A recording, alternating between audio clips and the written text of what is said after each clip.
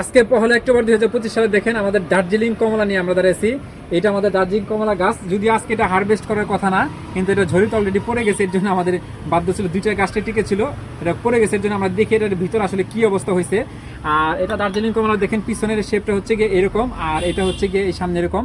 তো এটা যেহেতু পড়ে গেছে ঝড়িতে, এর জন্য আমাদের এখন খেতেই হবে। ভিতরে কি অবস্থা জানি না, বিসমিল্লাহির রহমানির রহিম। এটা খুলে দেখি যে এটা কি অবস্থা আছে আর কি। এখনো কিন্তু কালার আসে না। দেখি, এই হচ্ছে আমাদের কোস্ট। আমরা এবারে একটু খেয়ে দেখি এই কমলাটা কি অবস্থা। আমরা এটা ছেড়ে নিলাম, দেখেন এই অবস্থায় আছে। তো কোস্টটা কিন্তু বেশ আসলে পরিপক্ক হয়েছে, রসও আছে।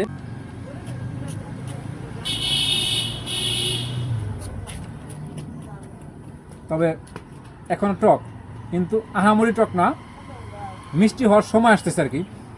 যেহেতু কমলা জানুয়ারি মাসে হারভেস্ট করতে হবে, এখনো অনেক সময় বাকি, প্রায় 4 মাস সময় এখনো বাকি। অতএব এটা এখনো কিন্তু সময় হয়নি পরিপক্কতার। তবে যেটুকু রিজিকে ছিল আলহামদুলিল্লাহ।